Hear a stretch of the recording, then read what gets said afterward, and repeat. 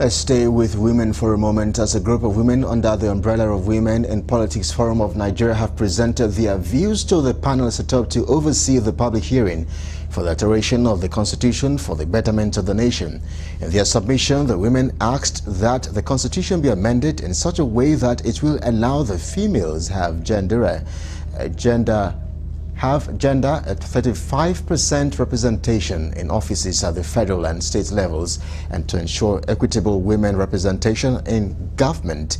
Now, speaking to newsmen shortly after their presentation at the hearing presided over by Senator Ojuzo Kalu Inoue the Imo State capital, the participants posited that the Federal Character Commission should be Federal Character and Gender Commission to allow proper representation of the women.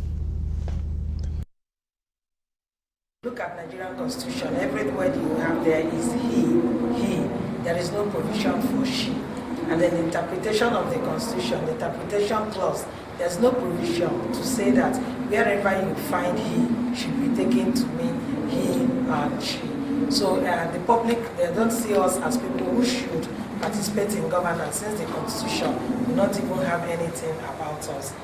A lot more of awareness needs to be made, even by our male counterparts and the general public, that women in politics are not women without ideas.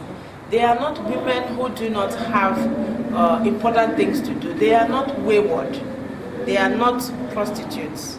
And they are not layabouts. We have discovered that there are a lot of issues concerning the law. Nigeria has ratified a lot of law. We have signed and agreed into so many laws, but to domesticate and implement, in fact, implementation is part of the problem. So that's why we are here.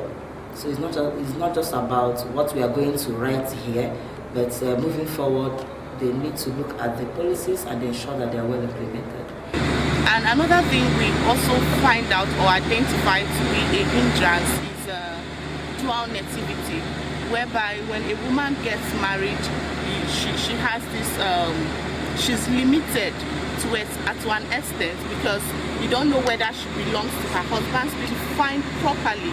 There's this declaration, Maputo Declaration, that came in 2003, asking that all the nations who signed on to that treaty or convention must allocate at least, not less than, at least 10% of their total national budget to agriculture. We keep paying lip service to agriculture, so we're asking constitutionally, let this become a law in Nigeria.